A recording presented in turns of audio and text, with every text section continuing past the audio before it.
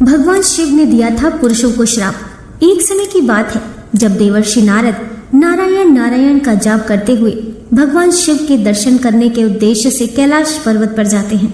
फिर देवर्षि नारद को देखकर भगवान शिव कहते हैं, हे नारद, आज अचानक किस कारण से कैलाश पर तुम्हारा आगमन हुआ है? अवश्य ही कोई विशेष कार्य होगा जिसका भाग बनकर तुम यहाँ पर आए हो। फिर नारद जी कहते हैं, हे भोलेनाथ, आप तो अंतर्यामी हैं, आप तो कण कण में वास करते हैं, भला आपसे कोई बात कैसे छिपी रह सकती है?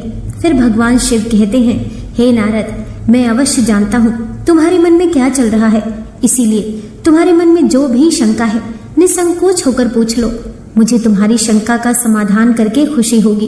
तब नारद जी कहते हैं, हे प्रभु, ब्रह्मदेव ने सृष्टि की रचना करते समय स्त्री और पुरुष का निर्माण किया था और दोनों को ही एक दूसरे के पूरक बनाया था, किंतु हे प्रभु, किन्नरों की उत्पत्ति कैसे हुई जो ना पूर्ण रूप से पुरुष हैं और ना ही स्त्री हैं? फिर भगवान शिव कहते हैं, हे देवर्षि, आज तुमने उचित ही प्रश्न किया है। तुम्हारे इस प्रश्न का उत्तर पूरे मानव जाति के कल्याण के लिए है, इसीलिए मैं आज तुम्हें एक छोटी सी कथा सुनाऊंगा, जिससे इस कथा के माध्यम से तुम्हें तुम्हारे सभी प्रश्नों के उत्तर मिल जाएंगे। फिर देवर्षि नारद कहते हैं, हे प्रभु, मैं इस कथा को पूरा ध्यान से अवश्य सुनूंगा, कृपया आप वह कथा मुझसे कहिए। फिर भगवान शिव नारद जी को कथा सुनाना प्रारंभ करते हैं। हे नारद, पूर्व काल की बात है जब पृथ्वी लोक पर महाराज सुदम नाम के एक राजा राज्य करते थे। वे बड़े ही पराक्रमी, धर्म का पालन करने वाले शूरवीर और जितेंद्रिय थे। उन्होंने अपने कर्मों से कुल का गौरव बढ़ाया था। महाराज सुदम दानशूर और विद्वान थे। उनके राज्य की प्रजा उनसे अत्यंत संतुष्ट रहा करती थी। एक दिन महाराज सुदम शिकार करने के लिए जंगल में चले गए। उनके साथ सिपाही और कुछ मंत्री भी थे। महाराज ने अपने कानों में कामनीय कुंडल पहने थे। उनके पास धनुष था और बाणों से भरा हुआ तरकश धारण करके वे जंगल में भ्रमण करने लगे। उस जंगल में हिरण, खरगोश, मृग, शेर आदि प्राणी निवास करते थे। वह भयंकर वन सुमेरु पर्वत के निचले भाग में स्थित था। वह वन मंदार, तमाल, साल, ताड़, चंपा, कटहल, आम आदि विशालकाय वृक्षों से भरा हुआ था तथा वह वन कुंड की पुष्पित लताओं से चारों ओर से घिरा हुआ था। वह वन दिखने में तो अत्यंत सुंदर किंतु भयभीत करने वाला था। उस वन में मेरी ही माया फैली हुई थी, जिस कारण से वह वन पृथ्वी पर स्वर्ग की तरह प्रतीत हो रहा था। अनेक जंगली पशुओं की ध्वनि दूर दूर से सुनाई पड़ रही थी, जिसे सुनकर राजा का मन सुख की अनुभूति कर रहा था।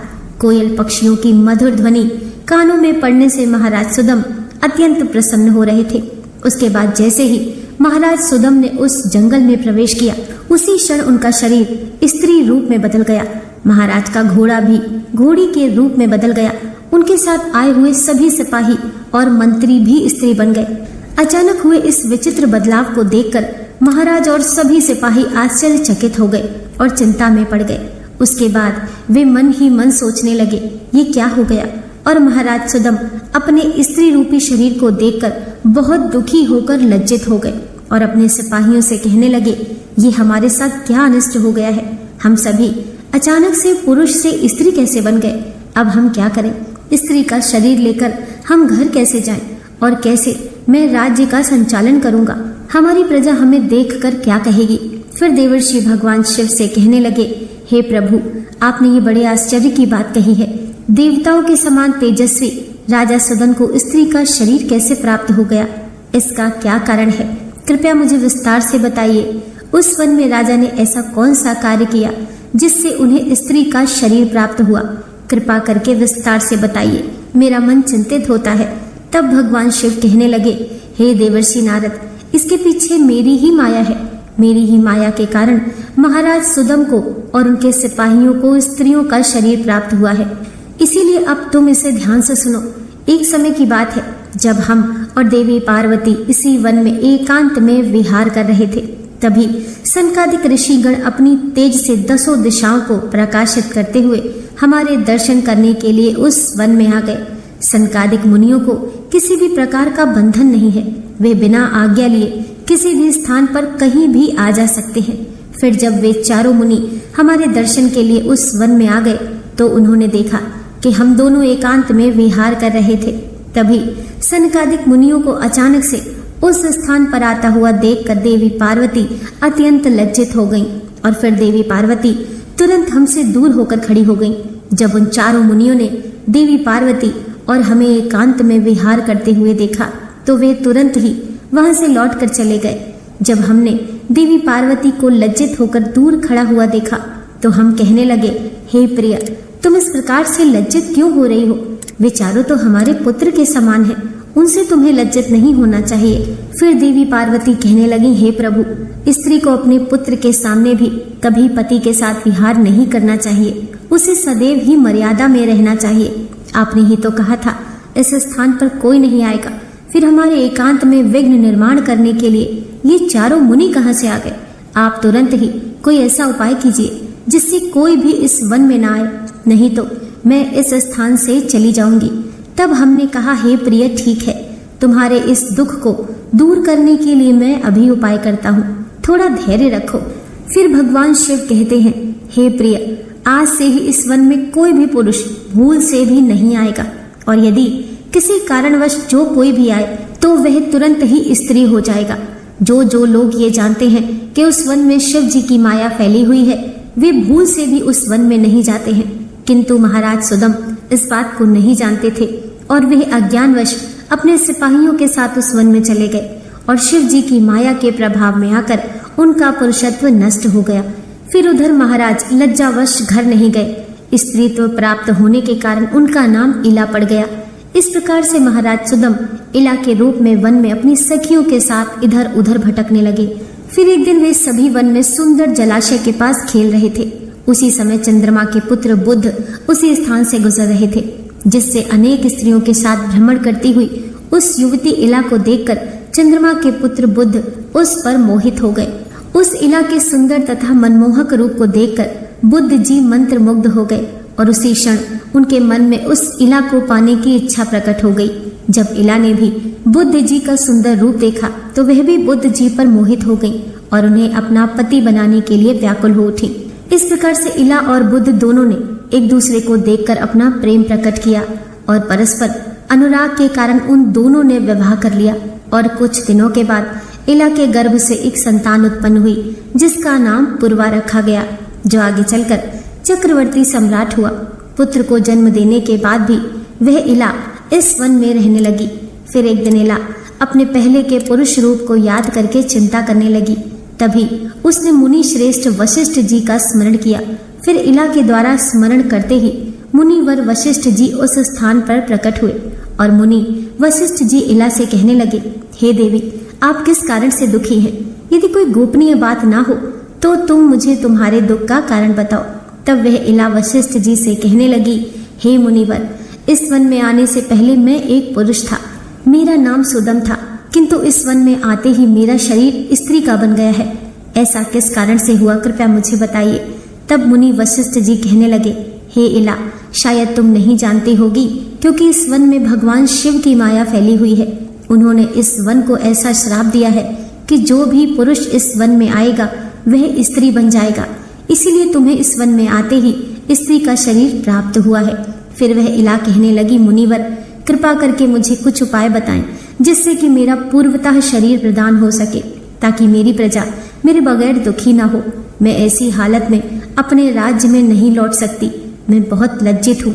फिर मुनि वशिष्ठ जी से इला रूपी महाराज सुदम की ऐसी अवस्था देखी नहीं गई, जिससे वशिष्ठ जी कहने लगे, हे इला, तुम चिंता मत करो, मैं भगवान शिव से प्रार्थना करके तुम्हारी सहायता करूंगा। तब वशिष्ठ जी ने इस स्थान पर समस्त लोगों का कल्याण करने वाले मेरी ही आराधना करना आरंभ किया। फिर हम वशिष्ठ जी की आराधना से अत्यंत प्रसन्न हुए और साक्षात उन्हें दर्शन दिए और कहने लगे, हे मुनिवर, मैं आपकी भक्ति से अत्यंत प्रसन्न हूँ, आपको जो भी मनवांछित वर चाहिए उसे मांग लो। तब वशिष्ठ जी हमसे कहने लगे, हे प्रभु, आपके दर्शन से मेरा व्रत सफल हुआ। और फिर कहने लगे, हे भोलेनाथ, मेरी बस यही कामना है कि आप मेरे शिष्य महाराज सुदम को पुनः पुरुष बना दीजिए। फिर हमने कहा, हे मुनिवर, मेरी ही माया के कारण सुदम को स्त्री का शरीर प्राप्त हुआ है, इसीलिए मैं ही इसे पुरुष का शरीर प्रदान करता हूँ।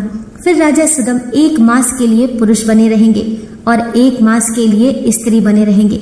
इतना कहकर हम उस जगह से अंतर ध्यान हो गए। इस प्रकार वशिष्ठ जी की कृपा से और मेरे आशीर्वाद से महाराज सुदम को 1 मास के लिए पुरुष का शरीर प्राप्त हुआ और वे अपने राज्य में लौट गए और सुख पूर्वक राज्य करने लगे। फिर जब महाराज पुरुष के रूप में होते तो वे अपने नगर में जाकर राज्य किया करते थे, और जब वे 1 मास के लिए स्त्री के रूप में होते तो वे वन में आकर ही रहने लगते। इस तरह महाराज के ऐसे विचित्र व्यवहार से उनकी प्रजा त्रस्त हो गई और वे पहले की तरह महाराज सुदम का सम्मान भी नहीं करने लगे, जिससे प्रजा के मन में तरह तरह के सवाल उत्पन्न होने लगे।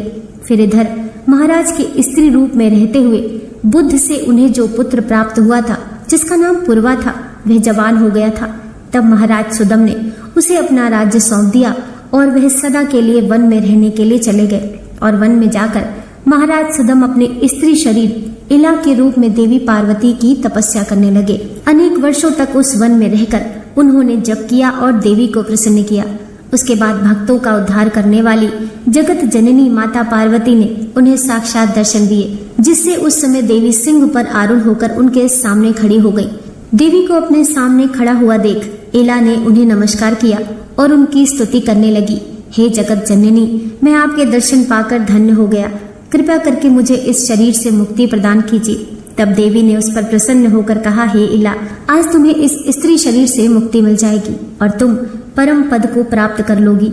देवी के इतना कहते ही इला ने अपने शरीर का त्याग किया और परम पद को प्राप्त कर लिया। फिर महाराज सुदन के परम धाम को जाने पर महाराज पूर्वा राज्य करने लगे। हे देवर्षि, अब सुनो किन्नरों की उत्पत्ति का रहस्य। महाराज सुदम अपने सिपाहियों के साथ उस वन में आए थे। उनके जो सिपाही थे वे सभी किन्नर बनकर सुमेरु पर्वत के पास जाकर निवास करने लगे। उन्हीं से किन्नर प्रजाति की उत्पत्ति हुई। आपने किन्नरों के बारे में सुना होगा कि एक बार यदि ये किसी के सिर पर हाथ रख दें तो उनकी सोई हुई किस्मत जाग जाती है, और यही वजह है कि किसी भी अच्छे काम से पहले इन्हें नाच गाने के लिए आमंत्रित किया जाता है, जहाँ पर ये जाकर अपना आशीर्वाद लोगों को देते हैं। दोस्तों, आशा करती हूँ आज की कथा आपको जरूर पसंद आई होगी। वीडियो पसंद आई हो तो लाइक कीजिए, चैनल को सब्सक्राइब कीजिए। मिलते हैं नेक्स्ट वीडियो के साथ।